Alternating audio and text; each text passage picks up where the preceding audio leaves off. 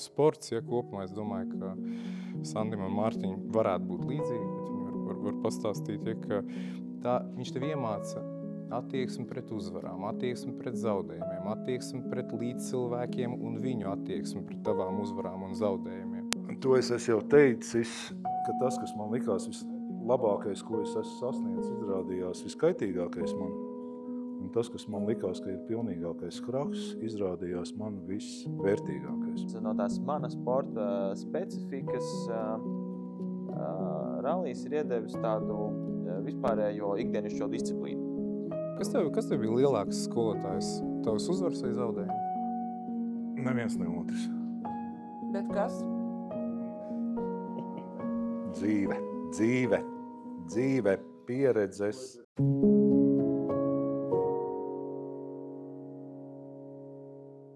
Olas sarunu 8. rauns vai 8. diskusija, kā mēs varētu teikt. Atkal jau mazliet neparasta. Mums aizvien vairāk iepatīkas eksperimentēt. Un šoreiz saruna būs par, grūti noformulēt pa ko. Varbūt par sportu, varbūt par psiholoģiju, varbūt par dzīves uztveri, bet varbūt, un visticamāk, ka tā arī ir par visu kopā. Un tātad mūsu sarunas tēma šodien ir, vai grūtākā uzvara dzīvē nav uzvara pašam par sevi. Tātad Mārtiņš Sasks. Autosportists, rallija pilots, un tagad labojieties, pateikšu nepareizi, Latvijas čempions rallijā. Savā mērā, jā. Un vairākkārtējs čempions Eiropā un pasaulē junioru klasē. Jā. Ir pareizi? Jā. Lūk, Liepainieks. Jā, pareizi, Liepainieks. Jā. Pēc vien.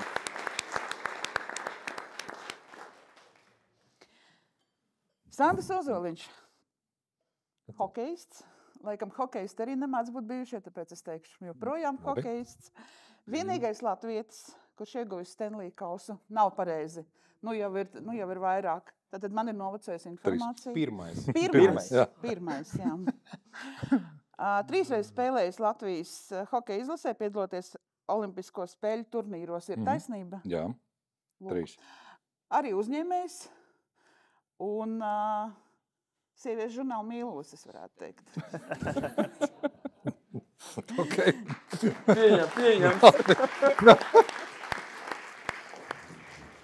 Tāda nebija dzirdējis. Ernests Gulbis, lielā tenisa celmlauzes Latvijā, es kaut kur izlasīju šādu formulējumu. Atbilst. Un 2014. gadā ir bijis labāko pasaules tenisistu 10. Pareizi gadu, ja? Un arī bijis Latvijas tenisa savienības prezidents. Veiksmīgi no turienes aizbēg. Un veiksmīgi no turienes aizgājis. Ar to arī mēs varam aplaudēt.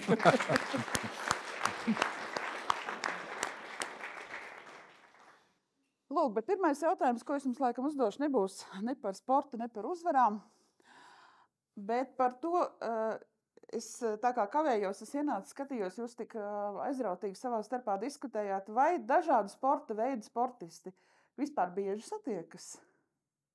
Vai tās ir vairāk tādi burbuļi, kur katrs savā sporta veida tajā... Gada balvu sportā tad parasti satiekās visi sportisti. Gada balvu sportā. Bet vispār, jo jūs pārstāvat, ja es pareizi saprotu, ļoti, ļoti atšķirīgus sporta veidus. Hokejs, tenis un autorallijas, tas ir tādas ļoti, manuprāt, tālas jomas. Tā ir vai tā nav? Jā, mēs tieši par to runājam tajā telpā, ka man liekas, ka ir ļoti svarīgi saprast, ka mēs nodarbojamies ar vienu tādu kopēju nodarbu sports, bet tie sporta veidi ir ļoti atšķirīgi. Man liekas, ir milzīga starpības starp komandu sporta veidiem, starp tehniskajiem sporta veidiem, starp individuāliem sporta veidiem. Man bija tāda viena dāma, kas man palīdzēja savulaik ar uzturu, ar diētu, ja tā kā viņa man tur vitamīnas sāc piemeklēja.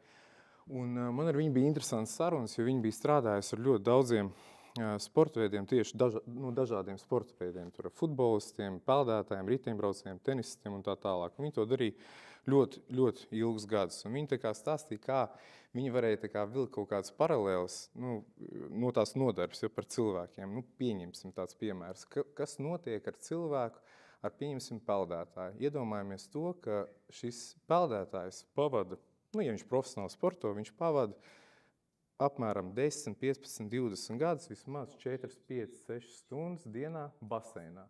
Klusumā, pats ar sevi, pats ar savām domām, ik pa laikam tur treneris kaut ko pasaka.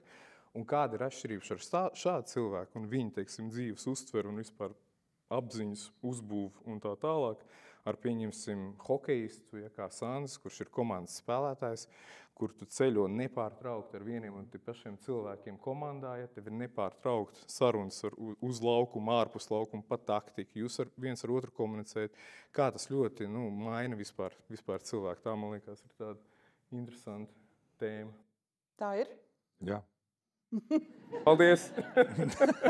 Čau! Nē, par to mēs arī diskutējam. Mēs esam 3 dažādas paudzes, katrs savā cilvēks attīstības posmā, cilvēku attīstības posmā, un katrs ar savu dzīves gājumu, katrs ar savu dzīves pieredzi un ar savu sociālo vidi, kurā mēs esam pavadījuši ilgāku laika posmu, kurā mēs esam attīstījušies kā pieauguši personas, daži vēl ceļā uz to. Un, bet tā arī ir. Tas nav nekas, tas nav ne pārmetums, ne kaut kāds, tas vienkārši ir fakts. Tā ir skaudība, Sāns, skaudība. Varbūt tās, iespējams, jā. Bet, var jau būt tieši otrādi. Sandis priecājas, ka viņam šis aiz muguras jau ir. Un viņš tagad ir baudīt augļus. Nē, es vēlreiz gribētu to pašu izbaudīt. Gribētu vēlreiz nodzīvot tādu dzīvi sportā? Absolūti, viennozīmīgi.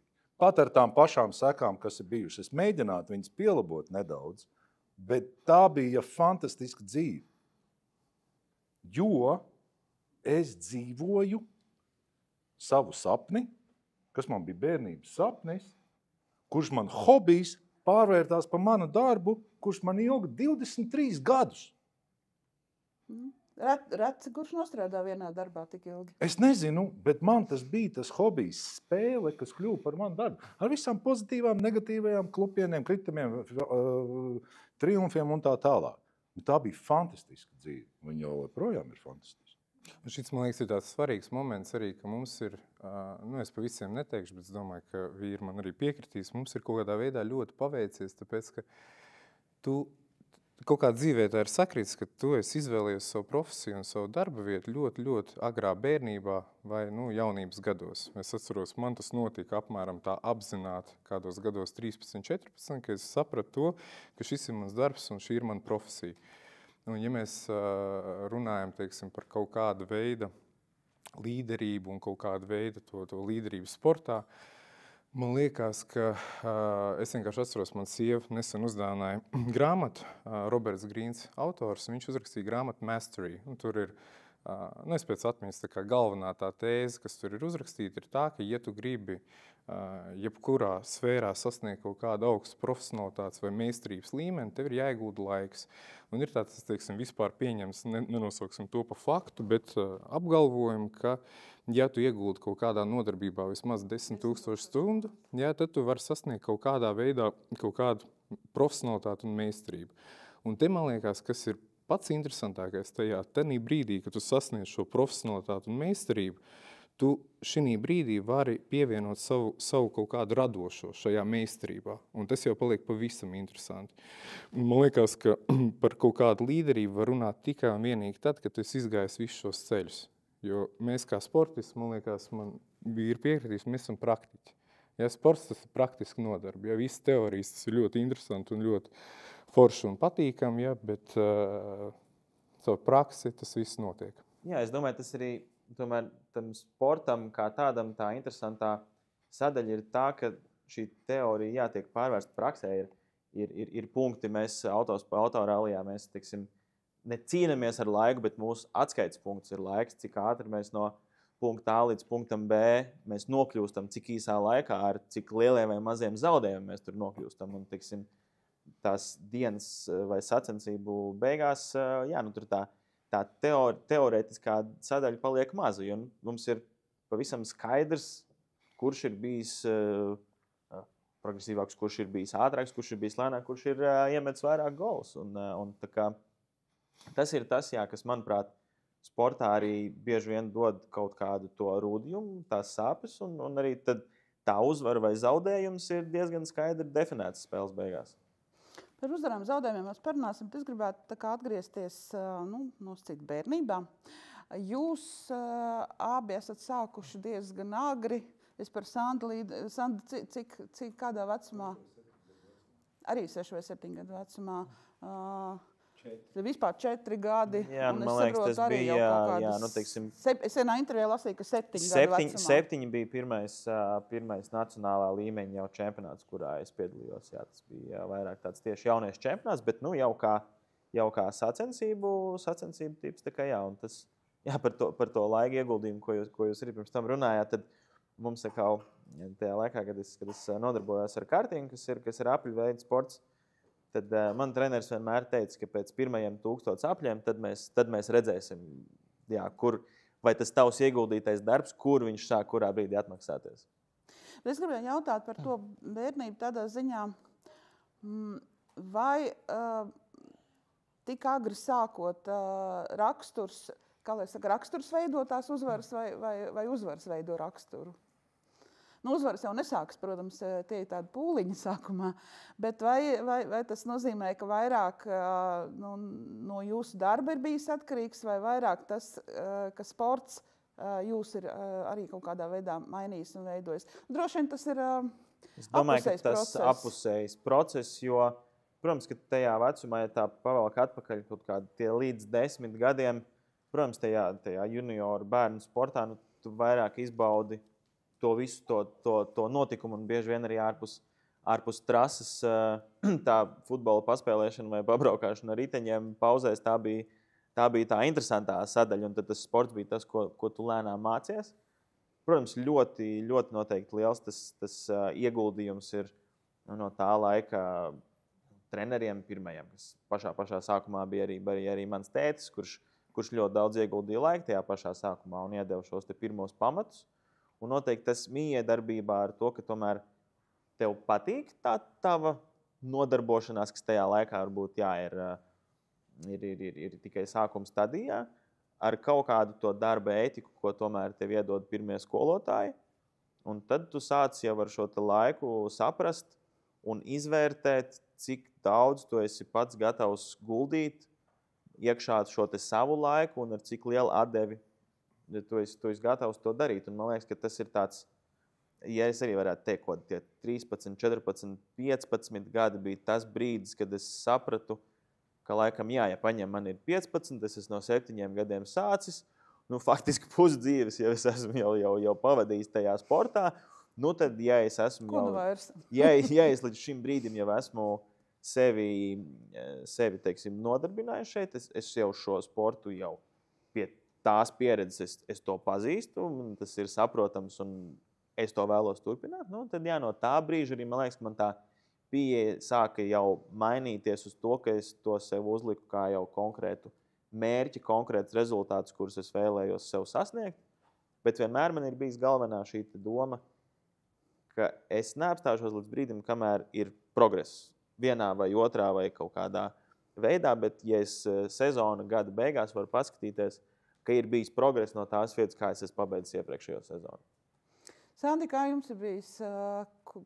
Kurā? Nē. Es domāju, man vispār, es spēlēju spēli. Es tieši domāju, cik apzināti tas vispār ir noticis. Man šķiet, es pat tagad domāju un klausījos un pats sev mēģināju atcerēties, pat pirmais darbs, kas bija Padomju Savienībā vēl 18, 19 gadu vecumā. Mums maksāja algu, bet es neuztveru to kā darbu, kā algotu darbu. Mēs spēlēju spēli. Es gribēju sacensties, vai es biju komandā, kurā es gribēju tikt un spēlēt spēli. Un man par to kāds iedeva mēneša beigās algu 120 rubļus, kur mēs pēc tam 2 nedēļās notriecām, un pēc tam 2 nedēļas mēs gaidījām nākamās 2 nedēļas. Ne? Un tādēļ tas nebija pat tāds, varbūt tās 19 gadu vecumā, ka jau nāca ASV dolāru un NHL līgums, tad sāk saprast, ko tas nozīmē, ka tas ir algots darbs. Līdz tam tas viss bija spēle. Arī 17, 18 gadu vecumā vēl tas mērķis bija tikai, spēlēt spēli, uzvarēt, kaut ko darīt labāk nekā tavs komandas biedrs vai konkurents. Un tas bija viss. Man nebija nekad mērķis kļūt par profesionālu atlētu kā tā. Es tā pateikšu, tā. Jaungada vēlēšanās, es gribu kļūt par profesionālu atlētu. Man nebija nekad tā. Viņš vienkārši notika, darot lietas, cenšoties kļūt labākam un viss. Nekad nebija mērķis. Jā, bija tāds sapnis nokļūt Rīgas Dinamo, jo tas mums bija tādā laikā visaugstākais sapnis, jo tur spēlēja Balders, viņš bija baigi kruts, viņam bija dzīvoklis un viņam bija Volga. Un tie bija mūsu mēraugs. Ja? Un tas bija viss. Ja? Un tas bija mans tas stāsts, bet nekad man nebija tādas tik ļoti apzinātas mērķis, ka es tad kļūšu par, es uzaugu citā sabiedrībā, es uzaugu citā vidē, tādēļ man arī ir savādāka dzīves pieredze par to. Ja? Un tas viss bija. Bet jūs runājāt par uzvarām un uztverēm, un to visu tā kā uzsvarot ar uzvarām, bet manā sporta veidā zaudējumi ir tikpat daudz. Tikpat daudz. Jā, pie tam mēs nonāksim pa zaudējumiem. Kā ir tenisā? Cik apzināti tur sevi ir tā kā jānoskaņo, lai iet uz priekšu? Nē, es pilnīgi piekrītu Sandim, ka tu esi, ja es mēģinu atcerēties sev 5, 6, 7 gados, tā ir vienkārši mīlestība pret šo sporta veidu.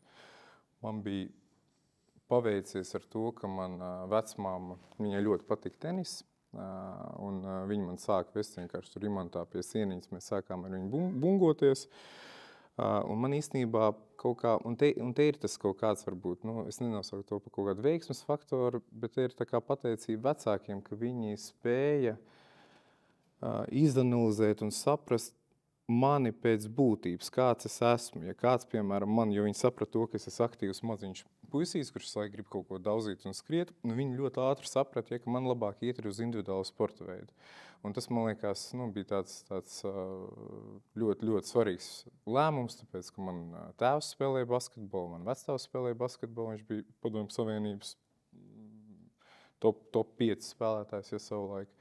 Tā kā tā, un es vienmēr tenisu uztvērs, un vienmēr par to es teicu, es tenisu uztveru kā savu lielāko dzīves skolotāju, jo sports, ja kopumā, es domāju, ka Sandim un Mārtiņi varētu būt līdzīgi, bet viņi var pastāstīt, ka viņš tev iemāca attieksmi pret uzvarām, attieksmi pret zaudējumiem, attieksmi pret līdzcilvēkiem un viņu attieksmi pret tavām uzvarām un zaudējumiem. Un tā tālāk, ja, tā kā tas ir, un te es nonāku atkal pie tā, ja, ka man liekas, ka šīs te visas interesantās lietas, patiešām individuāli interesantās lietas, priekš tevs, subjektīvi, viņas nāk no tā, ka tu esi darījis šo lietu ļoti, ļoti ilgi. Un caur šo ilgumu, caur šo atkārtošanu, caur šo procesu, ja tu esi spējīgs daudz lietas vienkārši priekš sev daudz labāk saprast. Un man liekas, ka te arī ir savākušies cilvēki, kur arī ir savās nodarbēs pavadījuši pietiekami ilgu laiku, un es domāju, ka tas ir kādā veidā līdzīgi, un sports ne ar ko neatšķirās. Vienīgais, ar ko tas atšķirās, ka mūsu nodarbe ir kā uz dēlnes. Ja mēs vienmēr visu mūsu rezultātus uzreiz visu redz. Ja tu esi uzņēmējs, tu vari nedaudz tā kā paslēpt savus rezultātus, ja, vai nepublicēt viņus. Es nedomāju, nelegālā veidā. Ja, labs grāmatvedis, ja? Labs grāmatvedis. Jā, bet sportā tas viss ir uz dēlnes, un tas tev baigi norūda. Mēs arī parunājām nedaudz pirms šīs sarunas sākuma, ka Mārtiņš teica to, ka viņš vispār savas intervijas neskatās un nelasa. Tad man kaut kā intuitīvi bija tā, ka es vispār nekad mūžā neesmu lasījis nevienu atsauksmi, nevienu komentāru pa sevi, ne pa vienu interviju, ne pa vienu maču, jo tas, man liekas, ir. Un tas tev kaut kādā veidā padara tavu vārdu biezāk viennozīmīgi. Man vēl, es varētu, man tieši par šiem te, mēs arī pieskārāmies, kur jūs teicat, par šiem te zaudējumiem, kas man tagad tā pārskatot tās mūsu 3 nodarbošanās, un, teiksim, to es laukumā pamatā 1. Labi, mēs mašīnā esam 2. Jūs esat vēl vairāk. 20.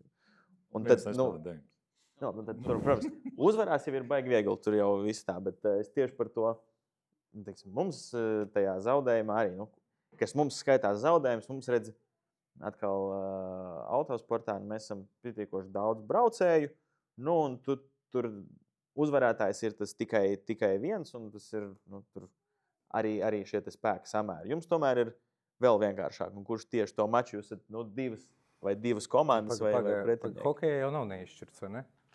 Tagad vairs nav. Tagad vairs nav. Agrāk vēl bija neizšķirts. Jā.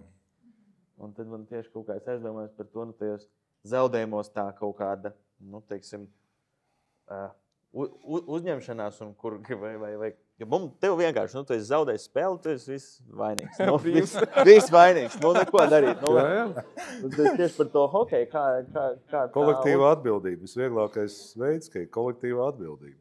Nu, nav. Katrā vienmēr jau ir viens, kuru vaino visvairāk. Mums, jā, nē, un tā arī ir. Kāds ir galā, kāds ir tas, kurš bijis pieļaus to liktenīgo kļūdu vai ko. Un tā nav problēma. Bet tur jāsaprot cits dinamikas. Es domāju par tenis turnīriem. Tur ir īsā momentā kaut kāds notikums, un tad nākamais notikums ir rallijs. Viss jau ir ļoti ātri zināms. Ja. Mūsu sporta veidā, vismaz NHL, bija 7,5 mēneši. Tad mēs tikai sākam spēlēt. Pēc 7,5 mēnešiem, kas ir regulārā sezona, 82 spēles, ir sadalīts vietas, un tad tikai sākās īstā spēle, kur pēc tam viens ir uzvarētājs. Līdz ar to ir jāpierod pie tiem zaudējumiem un spēt viņus kritiski analizēt, spēt pieņemt to, ko mēs tur tieši attiecībā pret to spēli neizdarījām tik pareizi, kā mēs vajadzētu izdarīt, lai gatavotos uz nākošo spēli. Un tas viss. Mums ir ātrs pārgājiens no zaudējuma. Mums uzreiz ir, kas bija NHL ļoti labi, 3 spēles nedēļā. Pirmdien zaudēja spēli, trešdien to var sev rehabilitēt. Vai pat dažreiz otrdien jau, ja tev 2 dienas pēc kārtas, tev ir nākamā iespēja. Un to es esmu jau teicis, ka tas, kas man likās vislabākais, ko es esmu sasniedzis, izrādījās viskaitīgākais man. Un tas, kas man likās, ka ir pilnīgākais krahs, izrādījās man visvērtīgākais. Paskaidrošu uzreiz, lai zinām, par ko runiet. Kad es parakstīju 2002. gadā savu lielo līgumu pār entiem miljoniem, tanī brīdī man likās, ka tas ir lielākais mans sasniegums dzīvē un ka tas ir bijis mans labākais lēmums, ko es izdarīju. Tanī brīdī es parakstīju ar citu komandu. Pēc kādiem 10 gadiem es sapratu, ka man nevajadzēja parakstīt ar citu komandu vai vajadzēja palikt tanī pašā komandā, un man šķiet, ka varbūt tā dzīve būtu savādāk izveidojusies. Savukārt 33 gadu vecumā, tas bija 2005. gadā, kad es labprātīgi pieteicos atkarības programmā NHL, kas mums bija. Man likās, ka man dzīve ir beigusies. Tas ir trakākais, kas varēja man notikt, ir pakaļā. Un ilgu laiku es tā arī domāju. Pēc kādiem 5-7 gadiem es sapratu, ka tas ir bijis vislabākais, kas manā dzīvē ir noticis ar mani. Un tam nebija nekāda sakara ar hokeju. Tam nebija nekāda sakara ar uzvarām, tam nebija nekāda sakara ar zaudējumiem. Tā bija mana pieredze, kur es tagad cenšos attiecināt uz savu ikdienas dzīvi un saviem piedzīvojumiem un kas notikumiem savā dzīvē, ka nevienmēr tas sliktākais būs tas viss sliktākais, ko pēc tam pēc kādu laiku es spēšu atskatīties to un novērtēt to. Jā. Un tas pats arī tā veiksmē. Ne katra uzvara ir uzvara patiesībā. Priekš manis. Katram ir savs dzīves gājums, katram ir savs dzīves pieredze. Šis ir mans tikai stāsts. Tad es varētu pajautāt, šī bija tā vislielākā uzvara, tad es nāku par sevi, tad kad tas, kas sākumā likās, ja? Nav vislielākās uzvaras man vairs dzīvē. Nav vislielākie zaudējumi. Ir vienkārši darbības kopums, kas rada ikdienu. Mēs liekas ar visu sociālo mēdīju, ar TikTok, Instagram, tur tagad galvenā lieta, kas ir vienīgais, kas man jāizdara, lai es uzvarētu, lai pārvarētu sev, lai to un to. Tā nav. Tās ir mazās ikdienas uzvariņas, kur tu centies to ilgtermiņu, to rezultātu sasniegt. Bet tā jau arī ir atbilde. Lielo uzvaru veido mazās ikdienas uzvariņas. Mazās uzvariņas. Un tas ir viss, ja? Un zaudējumi pa vidu arī ir. Un tas nav nekas cits slikts. Visi ir cilvēki, visiem ir vājumi brīži. Nav nekas, kad kaut kur esi nepiepildījis to savu ideālu, kādu es esmu iedomājies. Ne jau kāds cits. Mēs paši esam es esmu pats sev vislielākais vērtētājs. Neatkarīgi no tā, ko domā citi par mani labu vai sliktu. Tas skaidrs. Ernest, man tad paturpinot šo domu, arī gribas pajautāt, ir tāda lielākā uzvara, kas ir bijusi? Bet nevis, šai gadījumā nerunājam par rangiem, par tituliem, bet mirklis, es pat teiktu, saldākā uzvara. Varbūt tādi, ko vispār, kas nav saistīti ar tenisu nemaz. Es droši vien tomēr kaut kā caur tenisu, bet tā bija uzvara man pār sevi. Es šo vispār neesmu īstenībā nekad publiski vispār teicis. Man bija apmēram 2 gadi, kad es katrā Grand Slamā, tie ir lielākie gada turnīri, viņi 4 gadā, man pirms katra Grand Slama, es biju tajos gados labākajā savā fiziskajā formā, un pirms katra Grand Slama bija pirms pirmās kārtas tāda kā panikas lēkme uz laukumu. Ja tu uzej uz laukumu, viss pilnīgi totāli auss, tev aizskrīt ciet, kājas uzreiz pēc 20 minūtēm sāk raut krampjos, viss tu pilnīgi, tev rokas trīc, viss, un tu principā neko ar to nevar izdarīt tanī brīdī uz laukumu, ja tev nav pietiekami daudz kaut kādu instrumentu, kā tu var izsināt šīs lietas.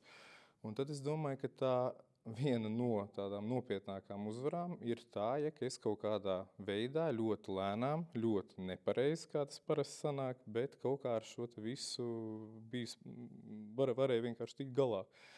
Un te ir svarīgi, kādi tev cilvēki ir apkārt, kādas viņi tev padomas var iedot, kādi ir tavi skolotāji. Man ļoti paveicās ar to, ka man bija ļoti jaudīgi treneri. Mans pirmais treneris bija tāds vecāks jau pieredzējis cilvēks, viņam jau bija 60 pāri gadu. Viņš iemīlējās manā tenisā un viņš man aizved līdz pirmajam 100. Un tajā laikā, ja es viņu atceros, tu esi pilnīgi totāli bezbailīgs. Tev viss tev jūra līdz ceļiem. Ja tu neko tev vispār, tev nekas neķer. Ja tu vienkārši te spēlē un tu izbaudi spēli, tu nedomā ne par ko. Ne tu domā par naudas pelnīšanu, ne tu domā par tituliem, ne par ko. Un tad lēnā garā, dzīve sāk tā kā iezakties iekšā. Un tad sākās, viss tā diezgan liels stresi, un tad vienkārši tie cilvēki, kas man bija apkārt, viņi man varēja iedot kaut kāds praktiskus instrumentus. Tās ir meditācijas, tie ir kaut kādi konkrēti vingrinājumi, tie ir vingrinājumi ar elpu, tev ir ļoti daudz dažādu instrumentu, kā to var risināt. Un tad es lēnā garā šos 2 gadus tā risināju tās lietas un kaut kā pieņemamā sev līmenī atrisināju. Cik skaists bija teiciens, viņš iemīlējās manā tenisā. Nebija dzirdējusi tādu. Tā bija, to viņš man pasteica. Bet tas laikam ir tā, man liekas, kā varbūt var arī nodalīt tas brīdis, kā es tagad arī tā retrospektīvi paskatos apakaļ, ko Ernests teica, ka ir tas viens brīdis, ka tev ir šī jūra līdz ceļiem, tu vienkārši pilnībā izbaudi to procesu, tu nejūties ne par ko īsti atbildīgs, jo tas viss tev ir jauns, tu izbaudi. Un tad kaut kādā brīdī tā sadzīve ienāk iekšā, parādās kaut kādi, manā gadījumā tur pirmie kaut kādi lielāki līgumi, kaut kādi nopietnāki rangi un nopietnāki čempionāti. Un tad sākumā jau tu esi tava mazā komandiņa, un tad pāris cilvēki, kuriem rūp tas, ko dara. Un tad it kā tas sāk apaugt. Un tas nevienmēr jau tas, ar ko apaug, visbiežāk jau tie nav tie īstie cilvēki, kuriem kaut kas beigās rūp. Un tas ir tāds brīdis, kad tas aug, un kā tu sāc to, pārvarēt šīs kaut kādas tās sadzīviskās lietas, kad tev galvā sāk parādīties domas, kuras īstenībā pasties apakaļ ir pilnīgi nevajadzīgas. Un kuras arī tev katram ir noteikti tas savs laika posms, kad viņš sāk atšķetināt, par ko tev ir jādomā, par ko tev nav, un nezaudēt šo te spēles garšu. Jau tiklīdz, man liekas, tā tiek pazaudēta, tad un citas domas un citu cilvēku kaut kādas intereses tev sāk ieķerties, viss, tu paliec diezgan bezspēcīgs, un tad, tā kaut kāda panika sāk nākt iekšā, tu vairs nesaproti, tu sāc zaudēt savu to pamat zem kājām. Tas ir kaut kas līdzīgs tāds, kas arī varbūt man ir tā paskatās kaut kādu laiku atpakaļ, kad sāk parādīties jau šie pasaules čempionāti, kur mēs sākām startēt, tad tas pirmais ielēciens bija ļoti viegls, ļoti ātrs, jo mums tajā brīdī es izbaudīju to procesu uz 110%, ja man bija parakstīts līgums tikai uz 2 sacensībām gadā. Gadā mums šie posmi ir 14, es biju parakstīts uz 2, līdz ar to tas bija tāds, atbrauc, pamēģini, paskatīsimies, kā tev ies, neviens neko nezina. Un tad tas viss bija tik skaisti un tik maģiski un viss, un tad, jo it kā jau likās, ka tad jau redzēs, kas būs tālāk. Par to nedomā, tev nav nekādas atbildības. Un tad nāk šis te brīdis, kad parādās ekspektācijas jau kādam ar laiku, un tad parādās kaut kādi jau nopietnāki līgumi, un tad tu sāc, ielaist sev galvā domas, kas ir šīs sadzīviskās lietas un cilvēki, kuri no tevis sāk kaut ko prasīt, bet beigās jau vienalga, tev ir jāpaliek tajā savā mazajā čauliņā un vienalga tev jāturpina izbaudīt. Jums, Mārtiņš, atradu tādu citātu: lai sasniegtu mērķi sportā, nepieciešama neatlaidība, drosme un spēja ļoti labi analizēt. Tas pēdējais man drusku pārsteidza. Es, protams, absolūti negribu apgalvot, ka sportā nav vajadzīgs intelekts, bet kas ar to ir domāts? Mums ir tā viena komponente, kas mēs autorēlē, mēs esam trīs. Mums ir tāda sava svētā trīsvienība. Tas esmu mēs pie stūras. Ir mans stūrmans blakus, kurš man saka, kur mēs trasē esam. Un tad mums ir mašīna. Mums ir automašīna. Šis ir tas trešais pilārs, bez kura mēs nekādīgi nevaram. Un tur ir apakšā milzīga datu analīze par to, kā mašīna funkcionē, cik ātri mašīna spēj funkcionēt, kādos apstākļos. Ir ļoti daudz dažādu veidu, kā mēs varam tehniski ar datiem apstrādāt, informāciju, kā šādā segumā vai šādā temperatūrā, kā mēs varam uzlabot dzinējdarbību. Mums nevajag mākslīgo intelektu pieslēgt. Mums ir lieli pietiekoši, Jau ir, jā. Mums ir pietiekoši pieslēgts. Viņš ir sen pieslēgts un tad lai tā saprastu, ka mums Ford komandā, kur mēs šobrīd esam 3 braucēji, un uz starta, tagad mums būs 4 automašīnas nākamajā posmā Saudarābijā. Mums ir 160 cilvēku liela tehniskā komanda kopsumā, kas ir bāzēta Anglijā un kur izstrādā šo visu mašīnu, šo visu tehniku un tehnoloģiju, ar kuru mēs braucam. Un tas ir tas, kur nāk iekšā šī datu analīze, jo mēs varam ļoti daudz ko paņemt un iemācīties tieši pielāgojot šo trešo pilāru mašīnu priekš sevis un mācīt pielāgoties arī viņai. Skaidrs, tā ir vesela industrija. Tā ir viena milzīga industrija, kas arī, tā rezultāta beigās, mums šī atbildība arī sadalās 3 daļās. Ir kaut kādas manas kļūdas, ir stūrmaņa kļūdas, un tad ir kļūdas, kas arī beigās tagad ir tehniskais sports, kur tu neko nevar izdarīt. Tu bieži vien arī vari palikt trases malā, jo kaut kas nav noticis tehniski tā, kā tam jābūt. Un tad tu vari izdarīt pilnīgi visu no savas puses, bet vienalga paliek šis tehniskais aspekts. Un tur ir tā data analīze. Hokejā to sauc par hokeja inteliģenci, kad vērtē jaunos spēlētājus, kā viņš spēj pieņemt lēmumus laukumā, atrodoties sekundes simtdaļās, izvērtēt situāciju, kādu lēmumu viņš pieņems. Tā ir ļoti vērtīga īpašība spēlētājiem. Ja? Viņš var būt visātrākais, visstiprākais, ar vislabāko metienu, vienalga ko, bet ja viņam nepiemetīs specifisku hokeja inteliģenci, viņš nevarēs funkcionēt lielajā komandā. Līdz ar to tā inteliģence. Viņa ir specifiska. Ja? Tas pats ir stresa noturība. Ja? Ļoti daudz dzird tagad, un man tas arī kaitina, spiediens. Ja? Tā ir daļa no mūsu darba. Par to mums spiediens, ja, atbildības, ja, sajūta, lielā nasta, ja, gaida no mums uzvaras. Es domāju, tribīņu spiediens. Jā, tribīņu spiediens skan, ja, tur vērtēšana. Ja. Tā ir daļa no mūsu darba.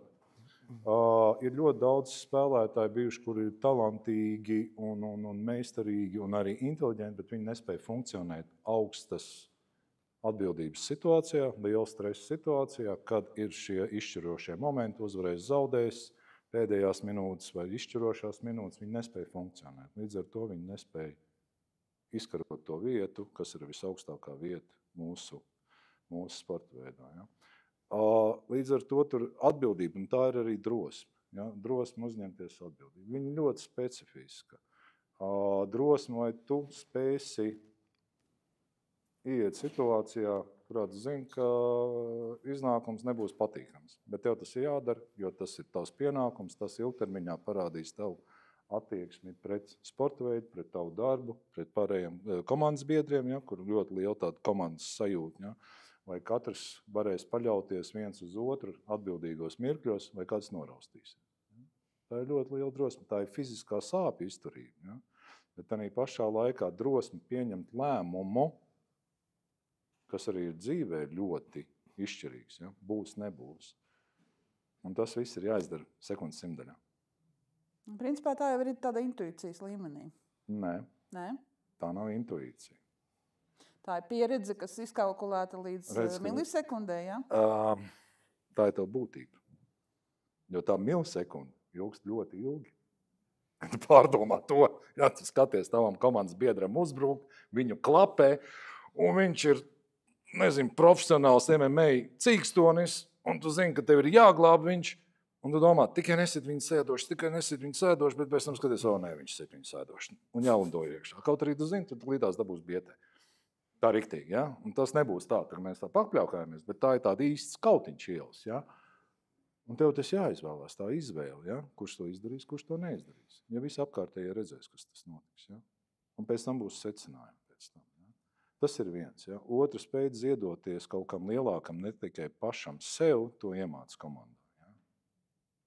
Mēs katru esam tomēr individuālisti, bet manā tieši sporta veidā mēs miedarbojamies viens ar otru. Ļoti. Mēs esam atkarīgi no mūsu kopējā sniega. Un tur bija man pēdējos 5 gados, ja runā par individuālismu, par komandas darbu, kad es sapratu, ko nozīmē patiešām būt līderim. Katram savs sasniegums bija ļoti svarīgs, ir ļoti svarīgs. Katrs ir personība, katrs ir cilvēks, katrs nodrošina savu labklājību, iztiku ar savu darbu.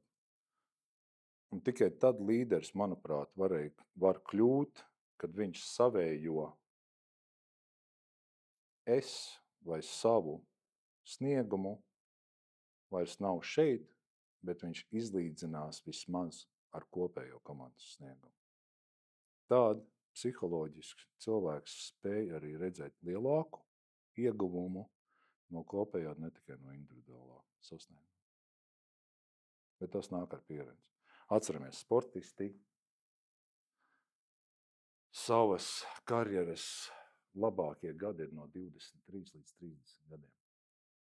Jauni puiši, jaunas meitas. Prasīt no viņiem atklāsmes kaut kādas man tagad būtu 50 gados, nav godīgi, manuprāt. Ja? Prasīt pieaugušu cilvēku rīcības 23-gadīgam jaunietim, kurš vēl cenšas iepazīt to pasauli, kā viņi strādā, tas būtu neprāts sagaidīt no šiem cilvēkiem tādas atziņas, kuras varētu mēs novērtēt 50 gadu vecumā vai 45 gadu vecumā. Man liekas, ka Mārtiņam jau ir tīri labas atziņas. Katrs ir individs, ja? Katrs ir individs, bet katram ir savu pieredzi. Ja? Viņam vēl nav bijis. Sieva, 2 bērni, skola, bērndārs, ja? Kurš brauks uz Rimčiku, kurš paņems to klausies. Bērns ir uztaisījis sūdzu skolā, vai ne, man ar to jātiek galā, man jāiet uz vecāku sapulci, jāklausās. Ja? Viņam vēl tas viss ir priekšā. Viņš vēl nezina, ko nozīmē, ja? Kas ir tas un tas un tas. Ja? Viņam tas ir viss priekšā, bet viņam ir savs redzējums, un kas arī ir vērtīgs, ja? Un tas ir viņa dzīves gājums. Ja? Man īstenībā bija jautājums tieši par šo, Sandi, ko jūs aizskārāt, par to, ka sportisti savu to augstāko stundu nosacīti piedzīvo ļoti agrā vecumā, vai ļoti agrā, vai nosacīti agrā. Un faktiski viss turpmākais ir, ja mēs tā ļoti vienkārši sakām, ir iešana no kalna lejā. Kāpēc? Paldies! Es nepiekritīšu tam. Tas ir nepiekritīšu tam. Tas ir stereotips, ko mēs esam izvēlējušies mūsu platumgrādos. Es uzskatu par to. Tas ir tāds letālisms, fatālisms, ja, ka tagad viss beidzās, tev nav nekādas iespējas, tu esi muļķis, tev nav izglītības. Mums ir reakcija, mēs esam sportisti. Kas nozīmē, ka vairs pats no sevis nekas nenotiek, ka nākamās virsotnes atkal ir jāmeklē, jādomā un jākāp augšā. Tāds mans jautājuma turpinājums. Jā, Lūk, bet vispār kādu iespēju atstāja tas, ka ļoti agrā vecumā piedzīvo tādu, nezinu, pasaules slavu, var teikt arī, piemēram, par Ernestu un Sandim jau arī. Es domāju, tāda latviešu tautas mīlestība, kā pēc dažas labas spēles, arī reta, kurš piedzīvojas. Tīpaši pēc NHL sasniegumiem. Kā šis atstāja vispār iespēju kaut kādu, patiesībā tur nav problēmas? Atstāja. Iziet visām normālajām cilvēcīgajām lietām, caur zvaigžņu slimībām, lepnumam, pārākumu sajūtai, otrādi nekam nederīgumam, ja, un tu, kad jaunībā es vismaz personīgi sev asociēju ar savu darbu. Es esmu savs darbs. Līdz ar to, ja ir laba spēle bijusi, tad es esmu labs cilvēks, ja ir slikta spēle bijusi, tad es esmu slikts cilvēks. Un pēc tam 37 gadu vecumā es tikai sapratu, ka es neesmu mans darbs. Tā ir vienkārši mana profesija, un es esmu cilvēks, neatkarīgi no tā, kā es esmu. Kāds ir mans bijis sniegums manā darbietā, kas bija Arēna Rīga vai izbraukumos, tas nemaina to, kas es esmu ikdienā. Kādas manas vērtības, kāda man lēmumi ir bijuši. Uz laukam, jā, es kļūdījos, tur to pareizi izdarīju, bet tas ir tikai un vienīgi mans darbs. Jums vispār ļoti skaists teiciens bija vienā intervijā, es atceros, tas, kā es dabūju Stanley kausu, nepadarīja mani par labāku cilvēku. Bet tad es domāju, ka tas man piešķīra kaut kādu tādu vienu pakāpienu augstāk. Ja? Bet patiesībā tas jau pēc tam tās atziņas nāca ar briedumu, ar dzīves sapratni, ka tas ir vienkārši kaut kas man padevās, un es savā profesijā biju nedaudz veiksmīgāks nekā citi. Bet es par zvaigžņu stundu gribēju Ernestam pajautāt. Sportā tas ir ļoti vienkārši. Ja tu esi kārtīgi trenējies, ja tu zini, kad tu esi izdarījis savu mājas darbu. Sports ir ļoti godīga profesija tādā ziņā. Tu nevari nopirkt rezultātu. Ja var, protams, diskutēt par to, ja tev bija lielāka līdzekļi, ja tu tur varēji labākus trenerus dabūt un labākās vietās trenēties. Tas, protams, ka tā ir. Ja. Manā pieredzē, ja mēs runājam par tenisistiem, tādi patiešām jaudīgi, talantīgi džeki, vienmēr, un meitenes vienmēr ir atraduši veidu, kā tās finanses dabūt. Tā vai šā. Ja, tas nāk nedaudz no cita gala. Un tāpēc runāt par to, ka tikai finanses ir tas, kas tev palīdz un visus tev tos rezultātus izdara, priekš manis tas ir diezgan aplam tā uzskatīt. Kāds bija jautājums? Par zvaigžņu slimību? Ar to zvaigžņu stundu, kas palikusi pagātnē. Es vispār tādās kategorijās nedomāju. Es vispār tādās kategorijās pilnīgi nemaz nedomāju. Man, teiksim, ir patiešām pat grūti kaut kādā veidā atcerēties tās sajūtas, kādas man bija tur Grand Slam pusfinālā vai tā, ka es tur spēlēju pret Federeru. Es apstos to video tagad, ja tur ar bērniem, tagad man bērniem 7 un 6 gadi, viņi jau sāk kaut ko nedaudz saprast jau. Es viņiem parādu to video, ja? Bet vai tas manī kaut kādā veidā tur atdzīvina kaut kādas tās sajūtas? Itin nemaz. Ja dzīve iet uz priekšu, kā Sāns saka, jauni izaicinājumi, ģimeni, bērni, kas katram cilvēkam ir. Ja? Un man liekas, tas ir tāda neveselīga lieta, ja tu esi ieciklējies kaut kādos savos pagātnes rezultātos, ja, un tu pie viņiem turies, un tad tev liekas, ja, ka visiem tev ir jāklanās, jo tu 20 gadus atpakaļ esi vinējis kaut kādu sporta spēli. Ja tā, es tagad par to tiešām domāju. Ja? Tagad, protams, ka tev ir kaut kāda 18, 20 gadi, tev liekas, ka tu esi pasaules centrs, tu taču esi kruts, ja, Ja, tāpēc, bet te arī, ja te ir ļoti, ļoti svarīgi, kā tev cilvēki apkārt. Ja, kāda ir tava ģimene, kāda ir tava skolotāja, kāda ir tava treneri. Ja, tas ļoti lielu lomu spēlē. Un kā tikko, ja teiksim, man jau mamma pat sēž, ja, viņa jau zina, kā viņa ar mani cīnījās, ja, tur pa kaut kādiem jautājumiem un lietām. Ja, bet caur šo te cīņu, ja, kaut kādā veidā man jau tas viss palika. Ja, pēc tam, ja. Ar tēvu tas pats bija, ar treneriem tas pats bija. Tas baigi svarīgi ir, kā tev līdzcilvēki blakus. Tieši tajos sākuma, sākuma gados skaidrs, jā, bet no kādiem gadiem 18 līdz visiem tiem pašiem 30. Sports ir vieglāks nekā dzīve vai grūtāks? Martiņ? Man jau Sāns teica, ka es jau vēl neesmu neko laikam. Vēl ceļā, mēs vēl ceļā, tu uz ceļu jau uz atzīm. Man atkal jautājums, vai ir tas, tad mēs paliekam pie tā, ka pēc 30 nebeidzās tā dzīve. Ir to vērts, vecīt. Pēc 50 tikai sākās. Man 4-gadīgs puika. Cik tev Sāntēt gadu? 53. Viss apsties. Es 49 gados pirmo maratonu noskrēju. Tā kā viss vēl priekšā. Un es domāju, ka 30 gados, ka es nekad neskriešu vairāk par 10 km. Līdz ar to, nu, nē, jā, Bet kā dzīve. to dzīvi un sportu? Kas tad ir grūtāks? Dzīve. Sports ir viegli.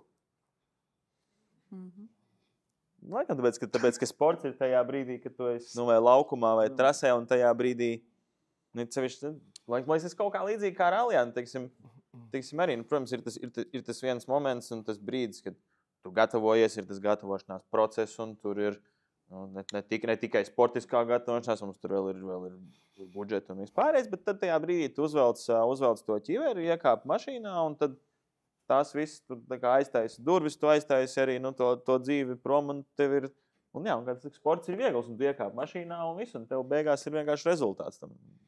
Sportā tas ir mūsu nodarbe, tas ir mūsu darbs, mēs zinām savu drēbi. Zinām noteikums spēles, zinām, kas ir jādara. Ja runā par uztraukumu, es nekad nejūtu nekādu uztraukumu, ja es biju sagatavojies, ko Ernests teica.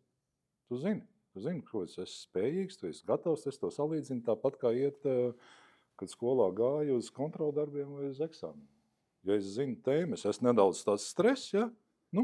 Bet es zinu, ka es tāpat tās tikšu iekšā, es paņemu to biļeti vai uzdevumu man iedod, un es zinu, ka es viņu izpildu.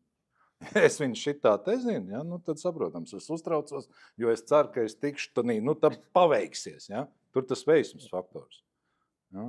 Tādēļ, bet dzīve jau ir pilnīgi savādāks cita dimensija atkarībā no tās profesijas, kas ir sports. Atceramies, sports ir profesija. Tas nav kaut kāds, tas nāk varbūt tās vecākām paudzēm no Padomju Savienības, ka kaut kas mistiska nodarbe vai kaut kāds tās. Sports ir profesija, sports ir augots darbs, kur, kā mēs sapratām, ja, ir, kā viņi sauc, paši atbildīgi par savām finansēm un par savu ekonomiku, ja, vai mūs ir augotais darba veids, komandas sporta veidos, tas ir biznes. It sevišķi tagad. Tā ir naudas pelnīšana, kur darba devējs vai pašnodarbinātais sev rada ekonomiskos apstākļus. Punkts. Tas nav kaut kāds mistisks radījums, kur mēs tagad entuziasts sports. Jā, tas ir brīvā laika pavadīšana, hobijs, kurā cilvēki izvēlās savā brīvajā laikā neatkarīgi no darba pavadīt savu kaut kādu fiskultūru vai vienalga socializāciju klubos vai biedrībās vai nodarbēs savās un viss. Bet sports kā tāds, ko mēs tagad saprotam, vai mēs esam visi 3 profesionālā sporta veidu pārstāvi, mēs tā pelnām naudu. Mēs tā pelnām savu iztiku. Tas ir punkts. Tādēļ dzīve ir kaut kas pavisam cits. Attiecības, personīgās kaut kādas īpašības vai kaut kas cits, socializācija ar citiem cilvēkiem. Tā ir dzīve. Tas ir pilnīgi savādāk. Tas miedarbojās, kamēr mēs esam sporta vidē, kas ir mūsu darbs, bet kad to sporta vidi noņem nost, tā dzīve jau turpinās. Tieši tādi paši ar tādiem pašiem apstākļiem, kā viņi ir bijuši. Es par apstākļiem domāju mūsu raksturus katrs individuālos, mūsu dzīves pieredzes, mūsu attieksmes pret lietām noteiktos vecumos un mūsu vērtības. Viņas arī mainās, arī domas mainās, arī attieksmes mainās, arī vērtības mainās ar gadiem. Līdz ar to sports ir darbs. Attiecībā pret mani. Kā jums šķiet vērtīgākais, ko sports jums ir devis?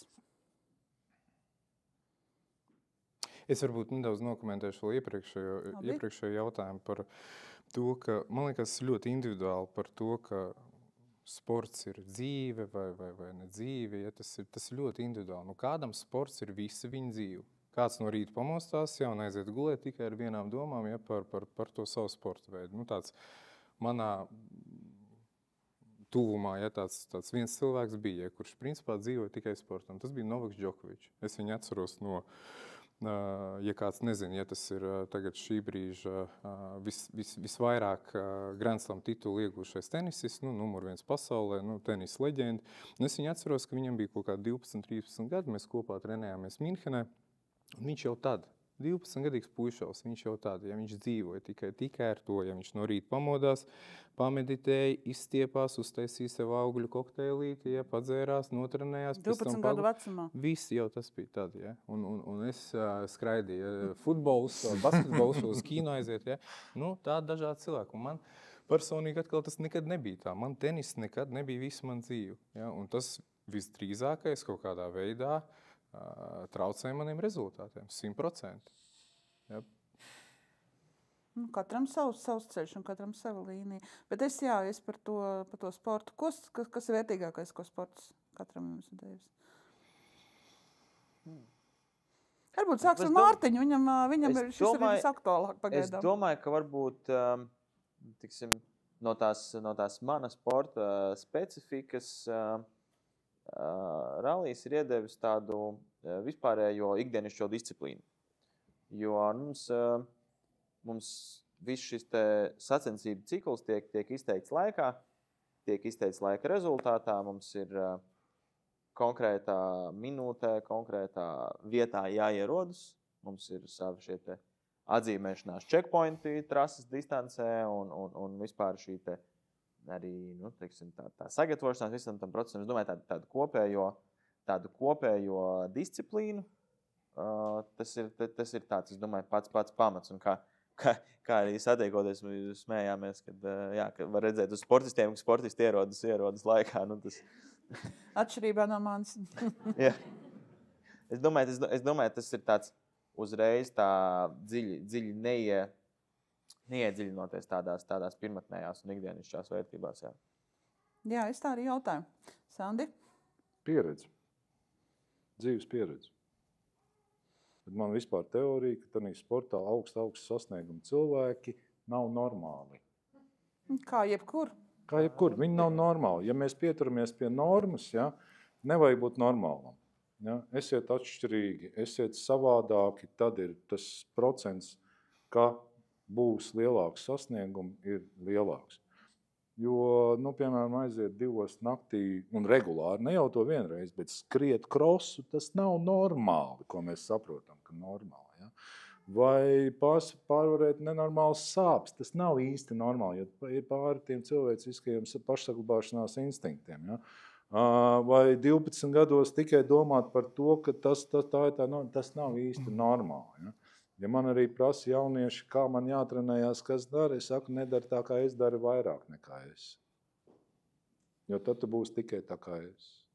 Ja tu darīsi vairāk nekā es, atradīsi kaut ko jaunu un būs vēl nenormālāks par mani, labā nozīmē, es to domāju, vēl vairāk sasniegs. Jo tā pasaule jau ir attīstījusies, virzījusies uz priekšu. Tādēļ ieskaitīt mūsu normālo kārtā tīri nebūtu. Ko jums sports devis? Es jau minēju, ka sports man bijis kā lielākais skolotājs, to es jau teicu. Bet, ja noteiksim kaut kādām praktiskām lietām, tad atkal, ja nāk tas, ka ir ļoti atšķirīgi sporta veidi. Man bija vienmēr tāda liela, gaiša, pozitīva skaudība pret komandas sporta veidiem, ir īpaši neskapēc pret basketbolu. Tāpēc, ka basketbolisti viņi konkrēti zina, visu gada griezumā, kur, cikos, kurā vietā, kurā pilsētā viņiem būs spēle.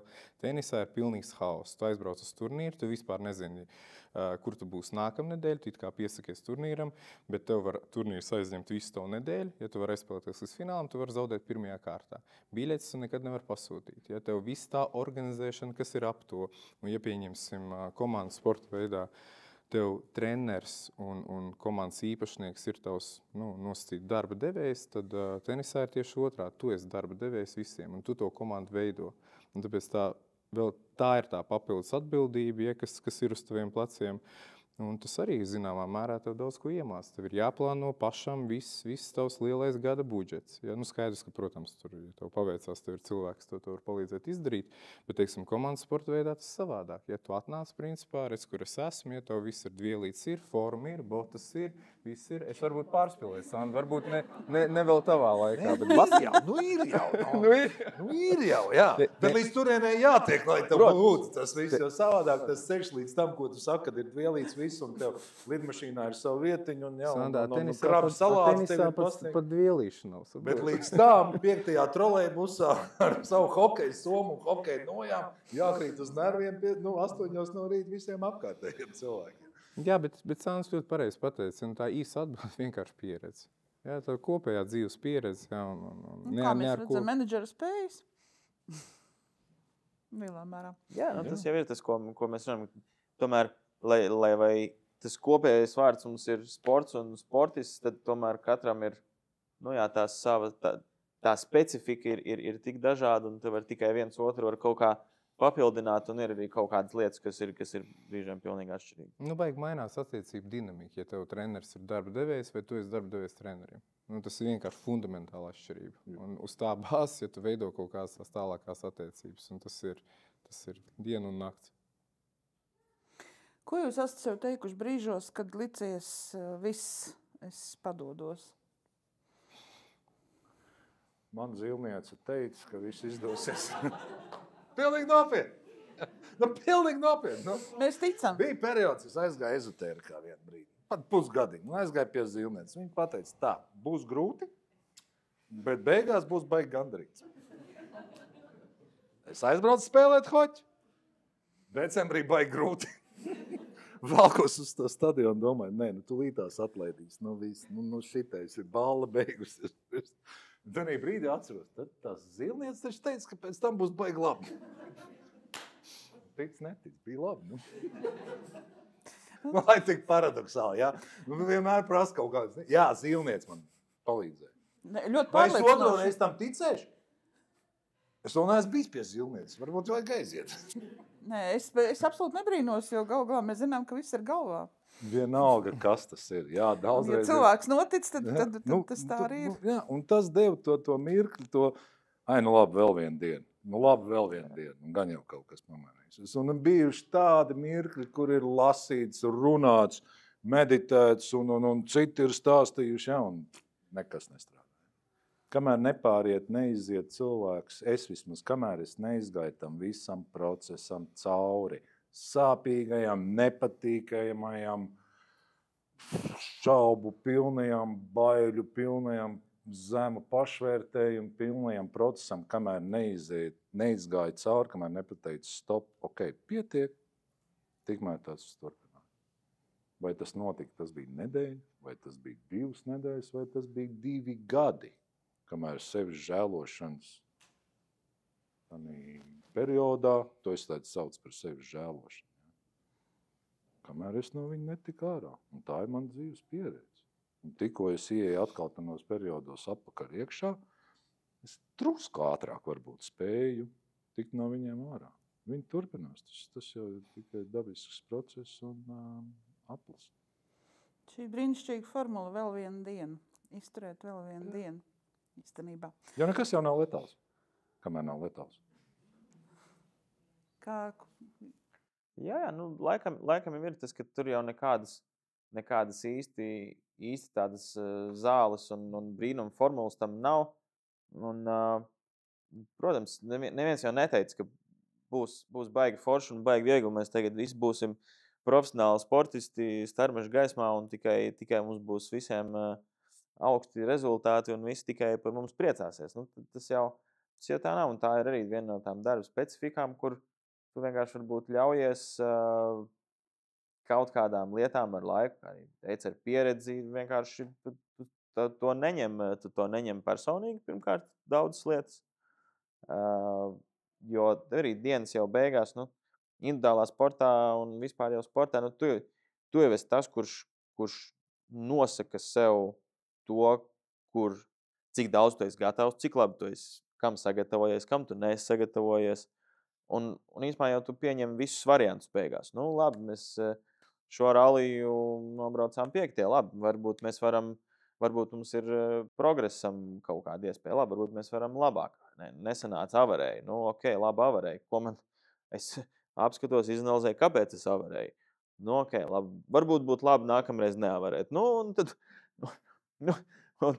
tad tu jau tā kā caur to sities, un tās situācijas jau mēdz būt dažādas, bet tā īsa atziņa jau ir, laikam, kaut kādas lietas tu iemācies sev vienkārši tuvu nepielaist, jo, tas jau beigās ir, tu esi pats no sevis atkarīgs no tām savām sajūtām, no savām spējām, no tās savas apziņas par to, kur tu vēlies būt. Redz, otrā atziņa, neņem personīgi. Trešā atziņa. Es nezinu, vai man sanāks atziņas, bet es domāju, ka no sākuma ir vienkārši, tev jāpatīk tai nodarbei.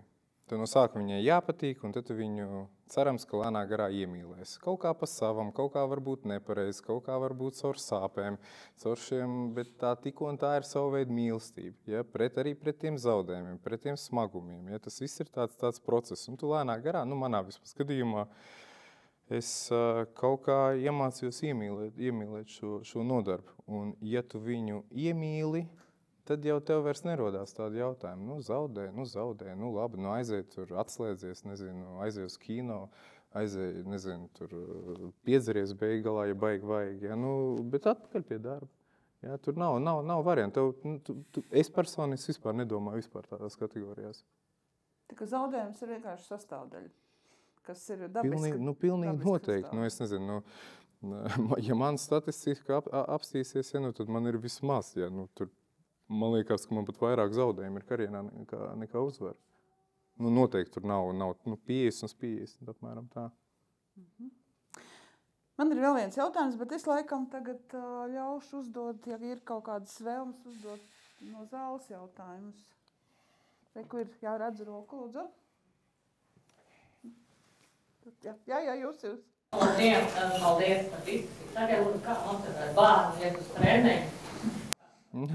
Atkal visvieglākā, visātrākā atbilde iepazīstiet savus bērnus. Iepazīstiet viņus, kas viņiem patīk, kas viņus, kādu nodarbu viņiem liek viņu mazajām astiņām aizdegties. Ja jūs taču to visu redzat, ja jūs vienkārši ieskatāties. Un tad tu lēnā garā, ja, manā gadījumā man bija ļoti interesanti. Es varu runāt tikai par savu subjektīvo pieredzi. Manā gadījumā man vecmāma man aizved uz tenisu, un tad, principā, es trenējos vismazāk par visiem saviem vienaudžiem, līdz apmēram kaut kādiem 9-10 gadiem. Visi pārējie trenējās 5-6 reizes nedēļā, es trenējos 3-4 reizes nedēļā. Es skrēju uz treniņiem kā uz svētkiem. Tāpēc man bija mazāk viņas. Es skrēju pakaļ katrai bumbiņai, lasīju viņu ātrā grozā, lai tikai vairāk uzspēlētu. Un tad ir pretstats tāds, ja, ka tev ir 9-10 gadīgi puikas, ja, arī talantīgi, spējīgi, un tad viņiem vecāki ar mietu vai sētas, ja davai, vai ej un strādā. Ja, un visi viņi bez izņēmuma, pilnīgi visi, ja, ko es esmu savā dzīvē redzējis, ja, viņi visi ir bijuši jau notraumēti 12, 13, 14 gados, 15, 16 gados pilnīgi štāta nodarba piegriezās fundamentāli, un tad viņi meklē kaut ko jaunu. Un tā, man liekas, ir tā galvenā atslēga, ja tev vajag iemīlēt to nodarbu. Un tas nenotiek uzreiz. Ja? Protams, man, piemēram, es jums pastāstīšu vienu varbūt tādu epizodu no pieredzes, ja? Bet tas jau bija nedaudz vecāk. Es biju nedaudz vecāks, man bija apmēram kaut kādi 13 gadi, un es atceros, ka man bija kaut kādi tie tenisa Europa turnīri Portugālē man bija jābrauc. Un es pie māmas pienāku, ja, un es viņai saku, māma, zin kā, es kaut kā tā jau bija kaut kāda 8. vai 9. klase. Māma, es tā kā, negribu, ja es varbūt tā kā gribētu skolā pabūt, ja. Man tur draugi parādās, kaut kāds tur meitenes sāk interesēt un tā. Un viņi saka, labi, mierīgi. Ja, un tā kā tas viss tā gāja. Un tad acīm redzam, ja, man droši vien nezinot, ja, man mamma padalījās ar šo informāciju ar manu tēvu. Tā kā man tā attiecība dinamika arī ģimenē bija tāda, specifiski, tāpēc man mamma ar tēvu viņi izšķirās, ka es biju pavisam jauns, tā kā es neredzēju viņu kopdzīvu. Attiecības bija ļoti, ļoti cieņpilnas, un viņi abi man nenormāli mīlēja, un tāpēc uz šīs te bāzes, ja, tā kā viņi tā kā kopīgi tā kā man to visu dzīvi stutēja, ja tā var pateikt. Un man tāda viena saruna ar tēvu, es viņu kā šodien atceros. Un tas bija tāds kaut kāds lūzuma brīdis, tāpēc, ka mēs sēžam pie viņa mašīnā, un es viņam tā kā saku, ja tā kā klausies papes, tā kā, kaut ko es tur negribu, ja varbūt braukt. Viņš man tā apstās, klausies. Un tā pilnīgi mieri. Viņš nekad uz mani nepacēla balsi, ja nekad uz mani vispār tur nebārās, ja nekad vispār tāpat arī māma. Viņš man tā ļoti mierīgi jau uzprasīja, klausies, Moška, tu vispār šo te, met pie malas. Un es tāds sēžu, ja, un man tāds kauns palika. Pirmām kārtām attiecībā pret savu tēvu tanī brīdī. Ja, bet tas bija tāds baigi labāk, man ļoti palīdzēja tas signāls no viņa. Ja, es to tagad saprotu tikai. Un tad es vienkārši caur to, ja es pēc tam tā kā piespiedu sev to darīt un turpināt, un zināmā mērā tādā pozitīvā veidā arī kaut kādā veidā varbūt sev salauz. Ja, bet es to uzsveru šobrīd kā ļoti pozitīvu tādu lauzienu, ja to tā var nosaukt. Es laikam īstumā varētu arī visu šo laikam ar Ernestu stāstīt. Es tā centos saprast, kur varbūt man tajā vecumā arī bija kaut kādi tie lūzuma punkti. Un tad īstenībā pat šī tēva manis un mana tēva saruna pat bija īstenībā ļoti, ļoti līdzīgā gultnē. Arī bija tas brīdis arī kaut kādi agrie tie 11 gadi, jo man liekas, ka līdz tam vecumam 10, man liekas, ka arī tas bērnu sports bija tāds, ka, protams, bija forši braukt ar tām mašīnām un viss tas. Protams, bija tā, ka arī man ļoti patika, bet tad tas arī, tā gatavošanās un tās sacensības, mēs paņemam caurmērā, viņas ir pietiekoši maz, tur 5-6 sacensības gadā tajā bērnu sportā.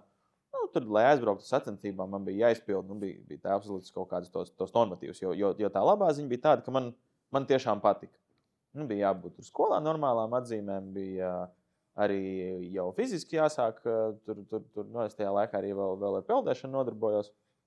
Un tad jau, kad šajos gados 13, 14 arī sākās jau nopietnāk, mēs braucām Eiropas kartiņu čempionātā un tā, un arī bija šī jau ilgās braukšanas prom, un tad tas brīdis, ka tā dzīve sāk palikt arī, interesanti, sociālāka, ka tomēr parādās draugi, un tad tā saruna arī bija līdzīga, kad tā, tur jābrauc kaut kur, tā kā jau forši, bet, tomēr jau grūti sāk palikt, jo tas sports tomēr Eiropas čempionāts, un tur tomēr arī lielāks darbs jāiegūt, lai būtu tas rezultāts beigās, un tad arī, nav jau tā, ka visu laiku tas sports patīk tik ļoti, ka tu katru rītu celies un nevar sagaidīt, ka noskanēs monētais, lai var iet uz treniņu. Tā jau nav vienmēr.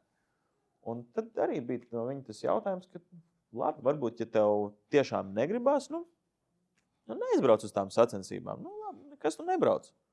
Un tad arī toreiz palika tāds kauns par to, kā es nebraukšu, kā tas, nē, labi, ir jābrauc. Un tad tas arī bija kaut kāds tas brīdis, kad, man liekas, nedaudz pārlūza, tas vecāk, neteiksim nespiediens, bet tas pamudinājums. Tomēr, varbūt aizēju uz treniņu, varbūt aizēju to, bet no tā brīža laikam es sāku saprast, ka, tas jau viss tomēr man pašam ir vajadzīgs. Un tad tas sāka palikt vienkāršāk. Protams, ik pa laikam jau tie lūzuma brīži uznāk, bet, man liekas, ka kaut kā sevišķi tētis, man liekas, ka noķēra arī manī tos lūzuma brīžus. Un tā kā viņš šajā sportā bija gājis cauri, tad viņš tomēr vienmēr ir bijis arī tāds nedaudz virziena rādītājs, un viņam mani nolasīt bija bišķi vienkāršāk. Un arī vēl joprojām, kad šajā brīdī ar kaut kādi ir tie lūzuma brīži, un arī liekas, ko baigi grūti un kaut kas baigi nesanāk, tur arī jau 3-4 sacensības pēc kārtas kaut kas nav, tur neveiksim uz vienu otru.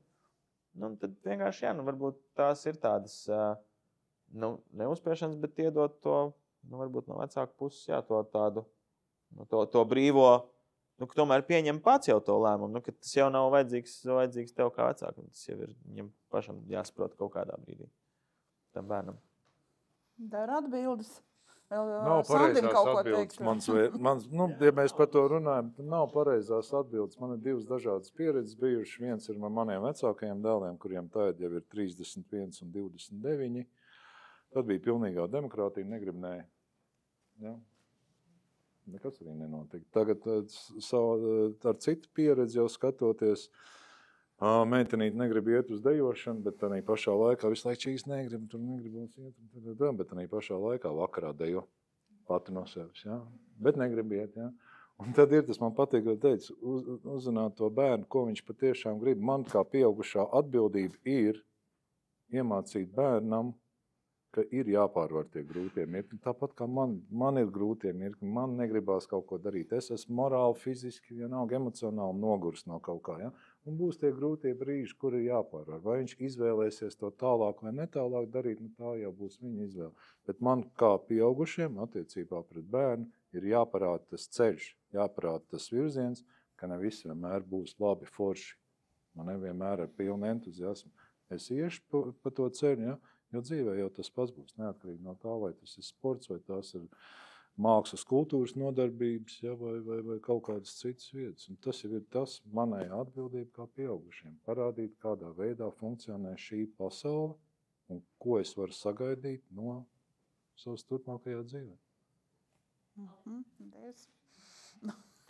Recepts gatavs nav. Bet man ļoti patīk tā recepte. Nē, bet labi, es nepārstāju iet sportā 15, 16 gadu vecumā, tādēļ, ka man bija bail no tā, ka man senči būs dusmīgi. Es gāju tikai, lai mājā būtu miers. Es jau nezinu, vai viņi būtu bijuši dusmīgi vai ne. Viņi teica, varbūt tās viņi domāja ārprāts, cik viņam liela uzņēmība ir. Ja? Nekas nesanāk, bet viņš iet. Ja? Es atkal savukārt, kā tikai viņi nebūtu vīlušies mani. Ja? Un pēc tam tas pārkritienu mirklis sanāca, ka man sāk, labi, es pats mainījos, ja? Un man sāk sanākt tas sporta veids. Ja? Līdz ar to tur tās pareizās formulas man nav. Nevienam nav. Laikam. Ļoti individuāli. Tas kā Ernsts teica, noteikti tā izprašana tieši tāda pirmatnējā tās intereses, bet, protams, jau ka vienmēr jau tas bišķi, tas pamudinājums jau ir vajadzīgs un tas grūdienis ir vajadzīgs tajos grūtajos brīžos. Jo, protams, tas jau nav tikai agrīnā vecumā, tas jau ir vēl joprojām un vienmēr. Sports vienkārši. Tev no sākuma jāsaprot, sports ir ļoti laba nodarbība veselībai. Tev jāsaprot, ar kādu mērķi tu ved savus bērnus uz konkrēto sporta veidu. Vai tā ir vienkārši veselība, vai tev ir kaut kādas ambīcijas un savu kaut kādu ego. Šis ir ļoti bīstami. Vai tev ir patiešām, ja tāpēc, ka kaut kāds nepiepildītās vecāku sapnis, ja tu mēģini viņus savus bērnos ar kaut sporta veidu, tas bieži vien nebeidzās baigi labi.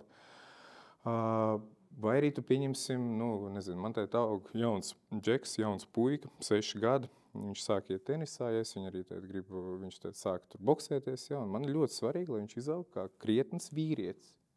Ja, kā mūsdienās krietns vīrietis. Nevis tas, kurš bēg no kaut kādām grūtībām, nevis tas, kurš uzreiz tur met plinti krūmos, nevis tas, kurš tur sāk piņāt pie pirmās kaut kādas. Ja. Es gribu uzaugstināt krietnu vīrieti. Ja, tas ir man numur 1. Ja, vai viņam tur sanāks sportā vai kaut kāda tāda rezultāts vai savādāk rezultāts, tas man pilnīgi totāli neinteresē. Tas bija skaisti. Papildināt kaut ko? Nē, tu bija jautājums, ja? Es neredzu. Jā? Ja sportā panākumi ir viegli izmērām, punkti vai sekundes, vai tas pieradina arī ikdienā, mērķi izvirzīt kaut kādu vieglu izmērāmu, vai arī to uzvaru, mēs runājam par uzvaru dzīvē, vai viņi vienmēr var izmērīt? Bija jāpierod pie jauniem dzīves noteikumiem. Biznesā. Pēc sporta karjeras. Jo sportā, manā sporta veidā bija ļoti viegli. 2,5 stundas, tu pieņem lēmums, ja, un tev ir rezultāts zināms pēc 2,5 stundām. Pareizi bija, nepareizi. Un pēc 2 dienām var atkal pieņemt jaunas lēmumus un atkal būt. Rezultāts bija zināms pēc 2,5 stundām. Pirmo gadu man radīja biznesā ļoti lielu stresu, ka es nedabūju to momentālo atgriezenisko saiti pēc rezultātu. Es pieņemu lēmumu un jāgaida mēnesis, un jāgaida 2. Un jāgaida 6 mēneši. Šitien es varu parakstīties zem tev. Jā. Man es esmu pieredzis, man uzreiz ir atgriezeniskā saite, pareizi, nepareizi. Tad es spēju mainīt un to. Un šo pacietību nācās tā iemācīties. Tas bija tāds jauns izaicinājums. Saturēt sev un staigā un gribu zināt, vai tas ir pareizais un nepareizais. Jo nepareizais, es varu mainīt viņu, bet tu nezini. Un tā ir lielākā atšķirība, ja mēs ņemam to, kas manā dzīvē ir bijis. Momentālā atgriezeniskā saite un tagad citā veidā pacietība, lielāka pacietība. Ernest, ir ko papildināt? Es atkal, es citos arī, es tādās kategorijās nedomāju. Ja man nav kaut kādu konkrētu mērķu, man nekad nav bijuši konkrēti mērķi. Es vienmēr vadījos pēc savām iekšējām sajūtām. Un tas ir kaut kādā veidā gan intuitīvi, gan kaut kādā veidā no savas tās dzīves pieredzes. Ja es jūtos labi, tad es to daru. Un es sekoju savām sajūtām, kā es jūtos tajā pozīcijā vai citā pozīcijā. Ja? Un skaidrs, ka tu esi bijis tādā zināmā burbulī, ja tur pēdējos 15-20 gadus. Tenisā vispār tas ir interesanti, jo tu principā ceļo ar vieniem un tie pašiem 150 spēlētājiem un ar visu to stafu, kas ir apkārt. Principā ar tiem 500 spēlētājiem tu ceļo pa visu pasauli, visu gadu garumā. nākamos 10, 20 gadus. Pārvietoties pa dažādiem jā, protams, ka tu dzīvo tādā zināmā burbulī. Un te, kad tu no tā burbuļa tā kā izraujies, ja, tad ir redz, kur kaut kas vēl. Bet es pilnīgi piekrītu, ko Sandis teica, ja, par to, ka tā kā tu gribi tos rezultātus kaut kā ātrāk, ja, jo tas ātrums sportā un tieši tie visi rezultāti arī pēc padarītā darba, ja tu viņus uzreiz jūti, ja tu notrenējies labu nedēļu, tu uzreiz jūti, ja tu uzreiz var pateikt, ok, tie bija labi treniņi, ja turpinam, ja, vai arī kaut ko mainam, te uzreiz tādi ļoti, ļoti ātri tie dati, ja viņus tā var nosaukt. Bet manā gadījumā tas sporta veids un šī nodarba ir devuši tik daudz manā skatījumā instrumentus, ja, jebkādas, ja, ka es principā jūtos samērā komfortabli risināt jebkādas lietas, ja, kas atradīšu veidu vienkārši. Un tas, man liekas, ir tas, ko nenovērtē tieši sports, jo tu esi beigalā, ja tu esi problēma risinātājs. Tu esi problēma risinātājs dzīvajā laikā. Ja, nemitīgi, ja tu risini gan kaut kāds globālo plānošanas problēmas, ja to tā var nosaukt tur nākamā gada vai 2 gadu laikā, ar kuru treneri, kāds tev tur kalendārs, ja, līdz kaut kādiem ātriem problēmu risināšaniem, tur uz tā korta, ja tieši tagad, šities nākamajā minūtē, nākamajās 10 minūtēs, nākamajā stundā. Un tas tev tik ļoti pieradina, ja tavu domāšanu, ka tu uz jebkuru situāciju tu skaties uzreiz, kā tu esi vismaz, ja, kā es varētu šo te problēmu kaut kādā veidā risināt. Nu, tāpēc es nezinu, vai to var kaut kādā veidā atdalīt vispār no manas būtības, kā tas esmu. Ja. Un sports, ja, tas ir, to tieši ir devis. Un kur ir sports, kur esmu es, vai kur ir man nodarba, kur esmu es, ja, tas ir viss ļoti, ļoti sastaistīts. Sandi, man pa vidu īsts jautājums. Jūs pieskārāties sportam un biznesam. Es tagad domāju, šķiet, tas bija laikam Igors Miglnieks, kurš teica, ka sportisti bieži vien biznesā pēc tam ļoti iekrīt, jo viņi ir pieraduši komandā paļauties ļoti viens uz otru, un tad, kad viņiem kaut kādi draugi pēc tam piedāvā kaut kādu biznesu, tad viņi ir ļoti labticīgi, un patiesībā tāpēc arī bieži vien tur neveiksmes gadās. Vai tas ir tā? Es neteikšu, ka biznesā, es teikšu investīcijās. Jā. Un tas vairāk būtu raksturīgs komandas sporta veidu, bet citām paudzēm. Tām paudzēm, kas ir 90. gadu arī Ziemeļamerikā, tas mēs nekā neņemam Austrum Eiropu vai bijušās Padomju Savienības, arī Ziemeļamerikā, jā, tāda tendence ir, jo mums ir tā kā izveidojusies arī no bērnības, ka viens, kas zina, par ko viņš runā, tātad viņam ir taisnība, jo tas visticamāk ir treneris. Mēs esam iemācīti tai dresūrai, ka mēs paļaujamies uz to, ka treneris saka, mēs pildam, mēs pilnībā uzticamies viņam, ar nedaudz tur kaut kādām skepsēm un kaut ko, bet mēs izpildam to, kas ir. Un ja kāds cilvēks atnāk un vienmēr jau tā kā, tās neveiksmīgās jau ir vislabākās, ja, tie ir visdaļākie runātāji, ja, vislielākie oratori, ja, kas arī ikdienā gadās, ja, un tādai jā, uz tādām ir. To atbildīgās līgas, vismaz mūsu gadījumā, saprata ar laiku, ja, ka mēs nezinām īstos finanšu instrumentus, ja, mums nav bijušas tādas pieredzes, mūsu investīcijas var būt pārāk riskants, varbūt pārāk naivas, un tādā veidā mēs esam kaut kādā veidā iekļuvuši šīs situācijās. Tādēļ līga, saprotot to situāciju, sāk investēt laiku, naudu un visas pārējās lietas, lai izglītotu spēlētājs, kur tagad 2020. gados, ja, 25. gadā, šis spēlētājs vienmēr ir izņēmumi, bet viņi jau ir biznesmeņi paši par sevi.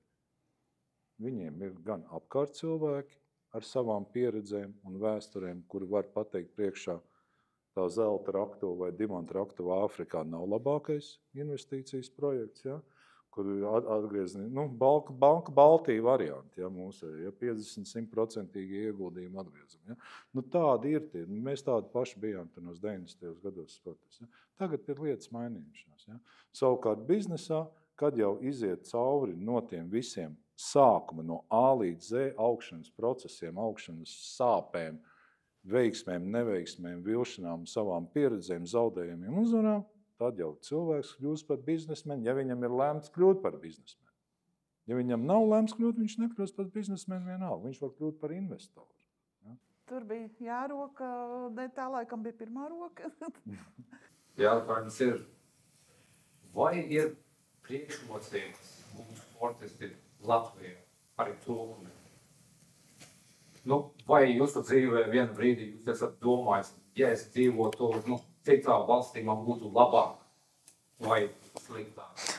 Vai būtu par Latvijas sportistu priekšrocību vai Es domāju, ka tādā globālajā tirgu noteikti nav mainījies tas, ka mēs vēl joprojām nākam no pietiekoši mazas nācijas. Un mums, man liekas, ir kaut vai kā no sevis, jo tomēr autosports un visa tā autoindustrija ir pietiekoši šaura, bet ar tomēr diezgan lielu to mērķi pārdot mašīnas un tomēr tas tirgus nosacījums tajā sporta biznesā ir vēl joprojām arī man. Un es domāju, ka tā ir tāda viena lieta, kas brīžiem ir interesanti ceļojot starp šiem pasaules posmiem. Nākas diezgan bieži stāstīt, kur ir Latvija. Tas domāju, ka tas nav mainījies. Jo tālāk mēs braucam, un nav pat arī baigi tālu jāmeklē bieži vien arī mazākos Spānijas, Portugāles ciematos, kur iegriežās rallijas, tur vienalga vārds Latvija, viņi forši, kur tas ir, nezinu. Kā jūs pāri okeānam atbraucāt? Jā, tā kā es domāju, ka tā varbūt ir viena lieta, kas nav mainījusies, bet tad no otras puses tas dod varbūt kaut kādu bišķi tādu, grūtāk varbūt eksotisko piesteņu no tā, ka tas dod tādu papildus interesi brīžiem. Un es domāju, varbūt mums pašiem sportistiem tas dod kaut kādu varbūt papildus motivāciju un kaut kādu šo te nacionālo vērtību, ka mums tas to motivāciju bišķi parādīt varbūt vairāk nekā tad nāc no lielas nācijas. Vai es nopelnītu vairāk naudu, ja es būtu no Japānas, vai no Amerikas, vai kaut vai no Francijas? Viennozīmīgi jā. Droši vien kāds reizes 10 vairāk no visiem reklāmas līgumiem bez jautājumiem. Vai es gribētu mainīt to, ka es esmu latvietis? Nekad.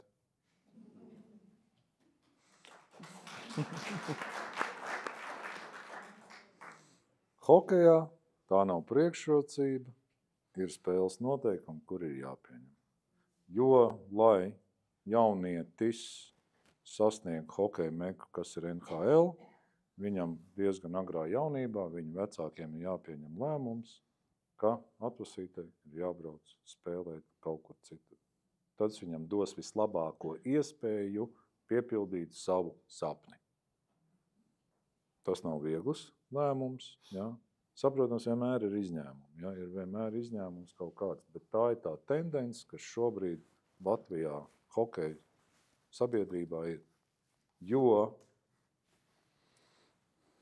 un tas nav tikai Latvijā, to es arī redzēju pagājušo gadu gan Slovākijā, gan Čehijā, gan arī Vācijā, jo tā globālā tendence ir koncentrēties visiem tiem potenciālajiem lielākai konkurencei Ziemeļamerikas līgā, pēc tam nāk Zviedrijas līga, pēc tam nāk Somijas līga. Un tāda veida šī migrācija ir, un vecākiem ir jāpieņem šis grūtais, manuprāt, lēmums, ko tad darīt ar to nākotnē. Vai paļauties to, uz nepaļauties, jo procents, ka cilvēks kļūs par profesionālu atlētu, ja pat ne NHL vai zemākajās līgās, vai Šveice, Zviedrija vai Somija, ir gaužām maz. Tādēļ Latvijā ir jāpieņem grūti lēmumu, ko tā nav. Jā, kaut kā tā. Paldies. Tā bija jā. Es kā kolēģiem varētu paprasīt, vai jūs esat savā sporta karjerā pilnībā izdarījuši visu? Jūs esat apmierināti ar savu karjeru? Pirmais jautājums, un otrais, kādi jums tālākie plāni, kā sportistiem, kā uzņēmējiem, kā darboties vai nu sportā, vai nu biznesā? Kādi jums tālākie plāni? Uz pirmo jautājumu jūs atbildat. Man vairs nevar. Man vēl ir ko. Es varu atbildēt pavisam īsi. Vai es esmu apmierināts ar visu, ko es savā karjerā saspēlējis? Noteikti nē. Es uzskatīju to, ka man kaut kāds tas potenciāls droši vien, ka bija augstāks, bet ja es to nesasniedzu, tad varbūt arī nebija augstāks. Vai es esmu apmierināts ar visiem lēmumiem? Viennozīmīgi nē. Vai es būtu kaut kāds lēmums pieņems savādāk? Un, protams, ka jā. Ja, simtiem lēmumus būtu pieņemts savādāk, bet to ir ļoti viegli pateikt, vienmēr skatoties atpakaļ. Mēs tāpat ar ģimeni, it sevišķi ar ģimeni, apspriedām, pieņemsim treneru jautājumus. Ja? Tu vienmēr vari saprast to nepareizo lēmumu, ja ka jau ir kāds gads vai 2 pagājuši. Ja? Vienmēr. Ja? Tāpēc, par nākotnes plāniem es pāris mēnešus atpakaļ mēs atvērām savu tenisa akadēmiju. Ja? Tā ir tā sfēra, kuru es ļoti labi, kā man liekas, pārzinu. Parādīsim darbos. Un būvēsim lielu sporta centru Piņķos. Tūlīt sāksies jau būvniecība pēc mēneša. Tā kā tur, jo to, ko Sandis teica, par hokeju, tas arī zināmā mērā ir par tenisu. Ja tu gribi būt konkurētspējīgs Eiropas vai pasaules līmenī, tad principā šobrīd, tā, kad tev ir kaut kādi jau 11, 12 gadi, tad tev ir jābrauc prom no Latvijas. Ja, mans mērķis ar šo akadēmiju ir tāds, kā mēs varam paturēt šos jauniešus un bērnus Latvijā vismaz līdz kādiem 18 gadiem. Ja, tas ir tas galvenais mērķis, jo jebkurā gadījumā tev būs jāsāk jābraukā, tev ir jāspēlē ar labākiem Eiropas un pasaules tenisistiem, bet pavelkam to laiku tālāk. Tas ir treneru kvalitāte, vidējā līmeņa uzlabošana un tā tālāk.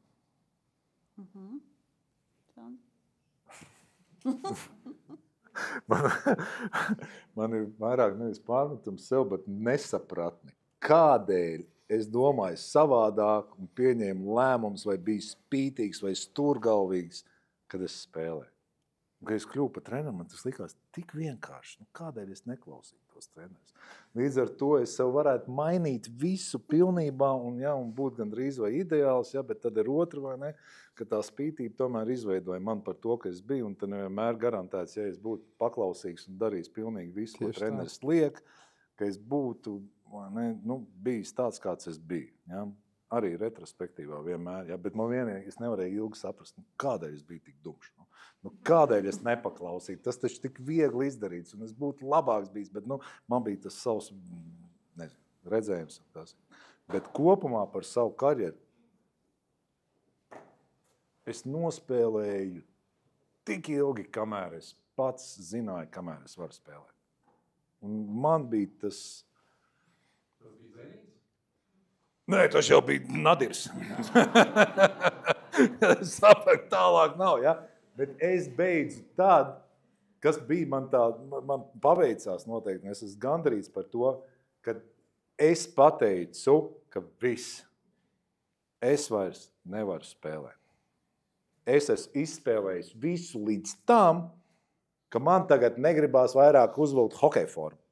Es esmu piepildījis visu, nav vairāk. Man piedāvāja tur kaut kādas pusspēles spēlēt, bet es pateicu, nē, ja es nevaru pa pilnu, tad es, viss.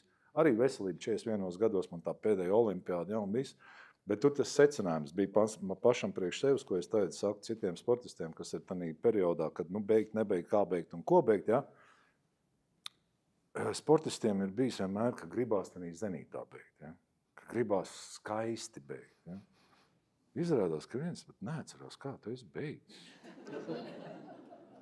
Ko mēs tad cepamies? Es saku, spēlē, kamēr kājas velk. Un kāds ir gatavs tev laist laukumā un vēl samaksāt kaut kādu algu par to. Ja? Jo pēc tam nāks jaunā paudze. Tad visi interesēsies par jaunajiem balceriem, kas mums tagad ir Šilovi vai Nemežļikini. Ja? Pārējie viss kā ir, tos ir beidz spēlēt, kā Ozoliņš spēlē. Superfani zina tikai. Bet to tu teici, Sāni, saprot. To tu teici, saprot. Ar tanī brīdī, ja tev liekas, ka tev pasauli griežās ap tevi. Jā. Tas ir tie secinājumi. Ja? Ka pēc tam patiesībā pēc 2-3 gadu. Kas tur? Ne? Tagad tie mazie bērni skraida apkārt. Nezinu, kas tas par onklēs. Bet es esmu gan... Tēva man zina tikai, ja grib nobildēt. Man no viņa pārējā. Bet kopumā es esmu patiešām ļoti gandarīts ar savu karjeru. Ne? Un es pabeidzu tā, ka man vairāk to hokeju patiešām negribas spēlēt. Ja? Es pat varu nocitēt, ko Sandis šajā sakarā teica. Beigšu spēlēt, sēdēšu uz soliņa, grauzīšu saulespuķu sēklas un aprunāšu citus, neko vairs nedarot.